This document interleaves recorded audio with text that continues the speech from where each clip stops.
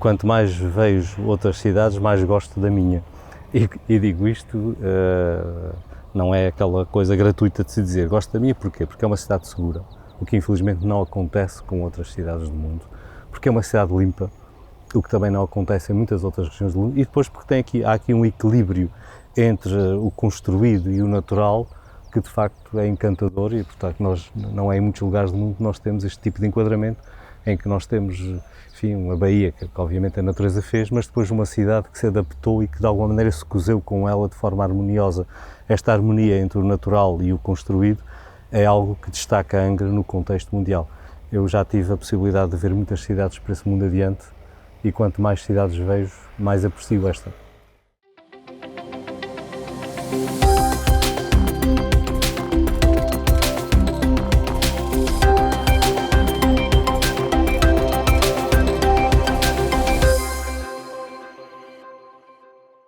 O programa de hoje dá conta de um passeio pedestre na companhia do presidente do município de Angra do Heroísmo.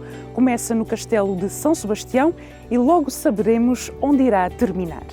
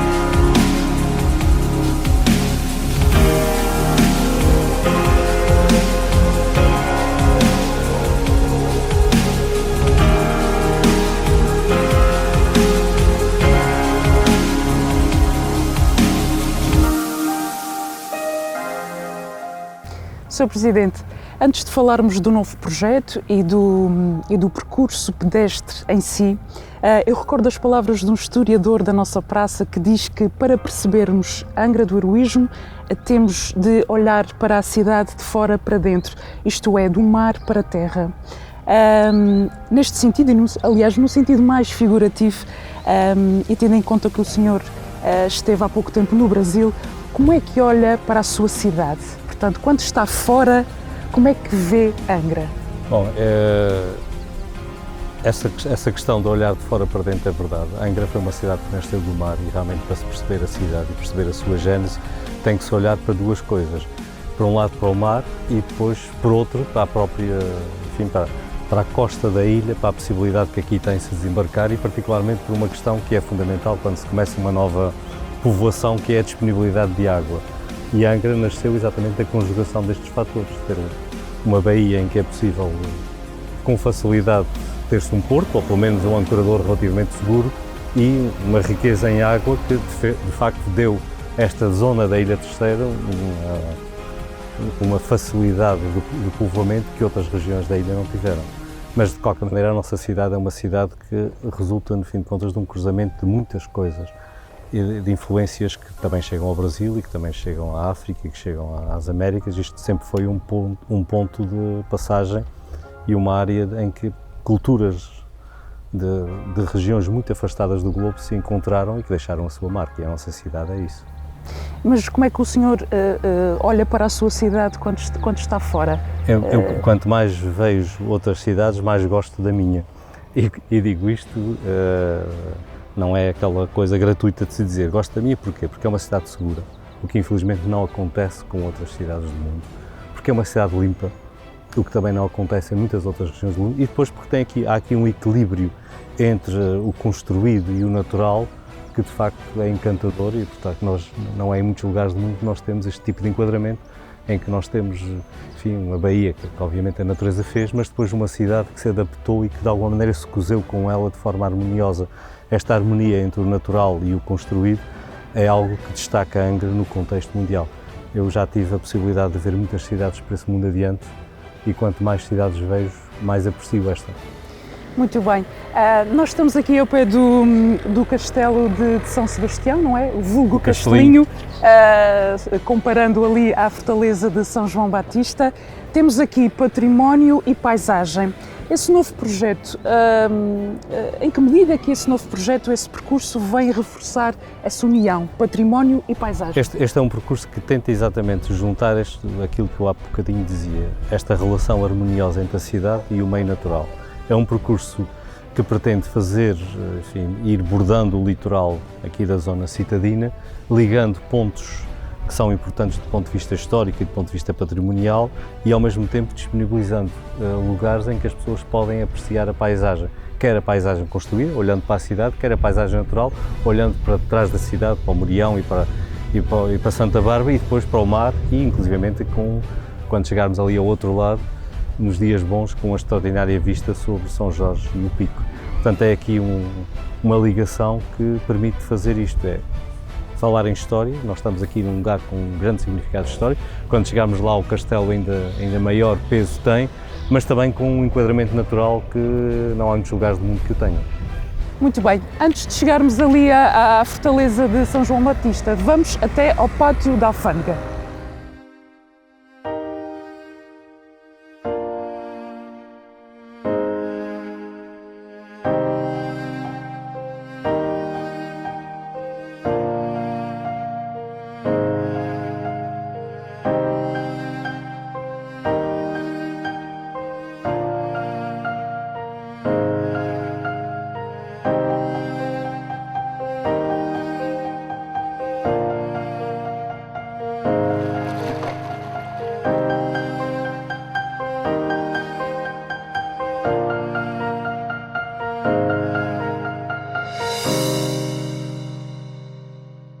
Estamos então no Pátio da Alfândega. Sr. Presidente, o que é que importa realçar aqui neste espaço? Bom, este é um espaço e é um ponto do percurso que estabelece a relação mais próxima entre o percurso e o coração da cidade.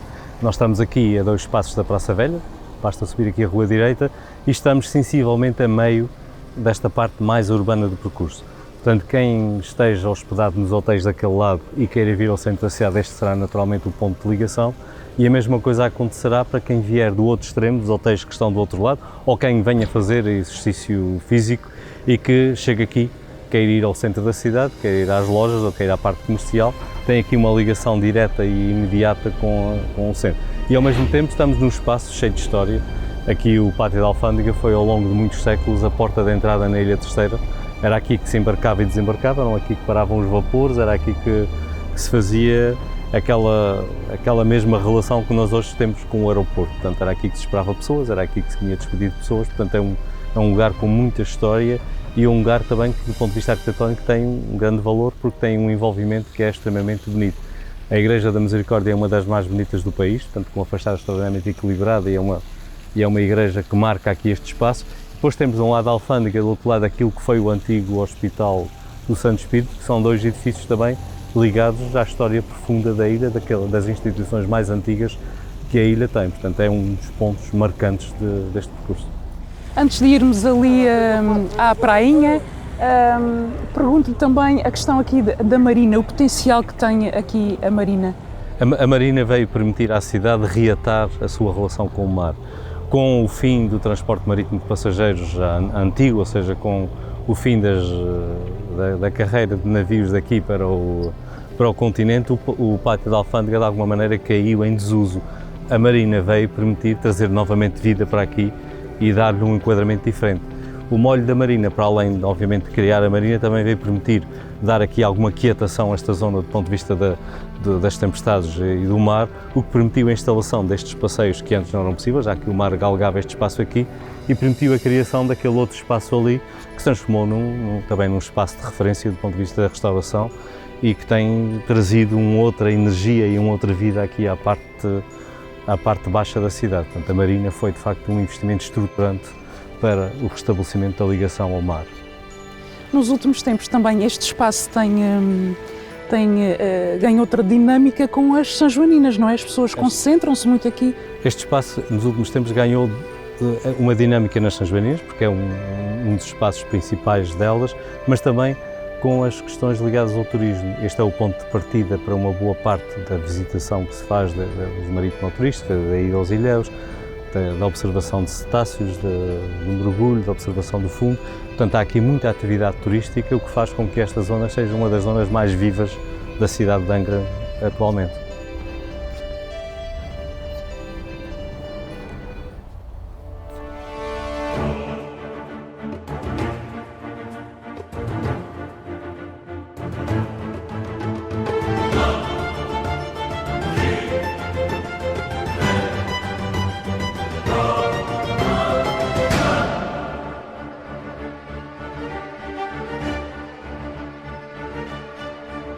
Acabamos então de subir as escadas do Pátio da Alfândega e vamos, Sr. Presidente, ao encontro de Vasco da Gama. Aliás, nesta altura, o nosso cidadão mais proeminente. É verdade. Aliás, é um dos pontos que mais fotografias existe e veio trazer aqui a instalação aqui desta estátua de Vasco da Gama, veio trazer um ponto de interesse a esta parte da cidade que o transformou num dos lugares mais visitados. Aliás, uma passagem pelas redes sociais vai encontrar com certeza muitos milhares, eu diria mesmo dezenas de milhares de fotografias tiradas aqui neste lugar. Portanto, este ponto transformou-se num dos pontos mais atrativos da cidade e uma espécie de âncora na visitação desta parte, da parte baixa da cidade. Nós precisamos de mais Vascos da Gama um bocadinho aí por toda a cidade, de forma a juntar, de facto, aqui esta relação entre a cidade e a história. Por outro lado, este ponto aqui também é um dos melhores lugares para se ver o caráter urbano da cidade. Esta vista daqui para a rua direita mostra exatamente como é que a cidade nasceu e tem também lá ao fundo, tem a casa do capitão donatário. Agora nesta altura está-se a ver ali em primeiro plano a obra que está a ser feita na construção do Centro Interpretativo de Angra, é uma obra também do município, mas ela de alguma maneira mostra aquilo que é o núcleo fundamental da nossa cidade, que é esta relação entre o Porto e a casa, que era a casa da autoridade máxima no período da colonização que existia aqui na cidade. Não é à toa que se chama Rua Direita. Exatamente, não é à toa que se chama Rua Direita e esta presença, por um lado, do Colégio dos Jesuítas ali, com a igreja do colégio, a ver-se ali no canto. Depois o jardim, que era a cerca conventual, e ao fundo a casa do capitão donatário, dá de facto aqui uma boa imagem daquilo que foi a gênese da cidade. Esta relação entre o mar e a terra e, em particular, esta relação entre a autoridade, que era uma autoridade que tinha simultaneamente um papel de gerir a terra, mas uma relação muito estreita com o mar. Temos aqui então o Vasco da Gama para indicar também o caminho. A caminho, e temos aqui um bocadinho de história escrita no chão, o que é bom, porque mesmo muitas das pessoas da ilha não sabiam disto.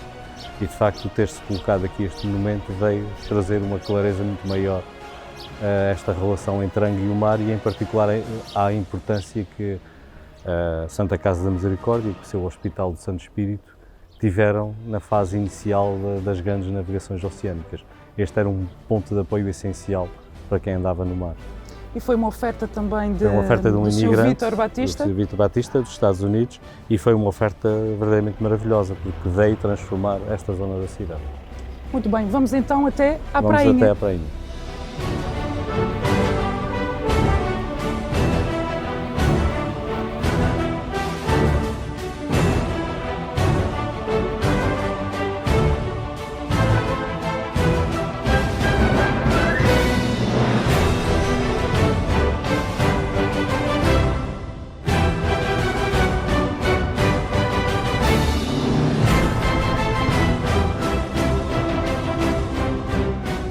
Estamos então aqui na prainha, Sr. Presidente, outrora conhecida por Ribeira.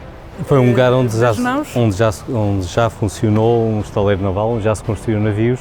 Depois também passou por um período de algum apagamento, a areia praticamente desapareceu toda. Houve a fase que isto foi aqui, deste lado de lá foi um jardim, o Jardim dos Cotriais. Depois houve aqui a ocupação deste espaço por esta construção, e agora nesta altura é um espaço que começa também a ganhar alguma vitalidade e que nós queremos que ainda ganhe mais, porque com a abertura deste passeio pedonal por aqui, esperamos que mais gente venha até cá. As lojas que existem aqui neste lado não tiveram um grande sucesso na sua fase inicial. Esperemos que mais gente aqui traga maior dinamismo e traga também maiores oportunidades de elas se afirmarem. Hoje em dia temos então aqui uma praia bastante frequentada, Uma não das é? praias mais frequentadas do concelho de Angra, uma praia que, para além de ter bandeira azul, também tem acessibilidade para pessoas com mobilidade reduzida. Lá ao fundo vê-se a rampa que dá acesso à praia, portanto é possível, entrando do lado do pátio da Alfândega, chegar até o areal sem passar por escadas, o que lhe dá um duplo valor, porque é um dos poucos sítios na ilha em que é possível chegar à areia sem ter escadas. Portanto, quem tiver essas dificuldades vem aqui. Além disso, a água, como estamos aqui no fundo da baía, tem sempre uma temperatura mais agradável do que a água em mar aberto.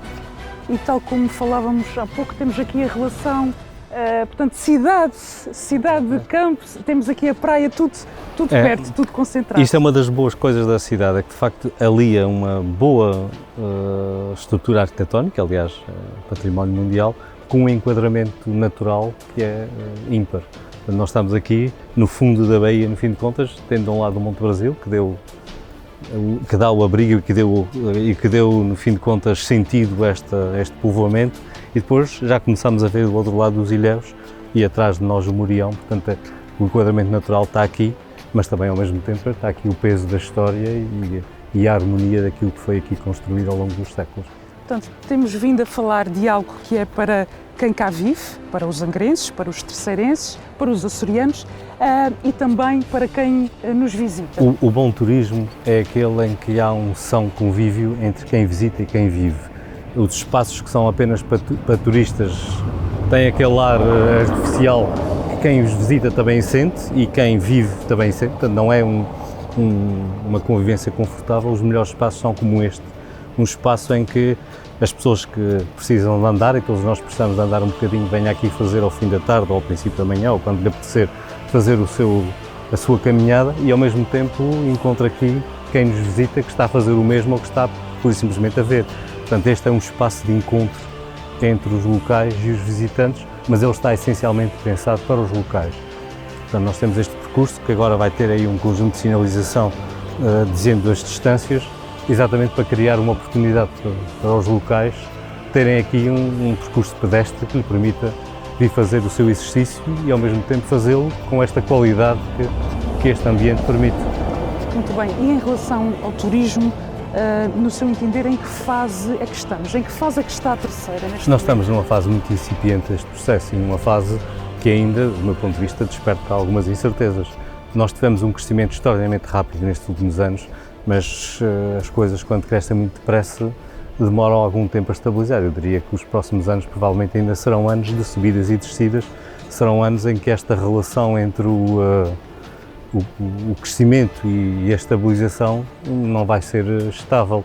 Portanto, vamos com certeza ter oscilações e depois, com certeza, até porque nós temos esta grande vantagem que é este enquadramento natural. Aliás, já há bocadinho encontramos ali uns neozelandeses que diziam isso.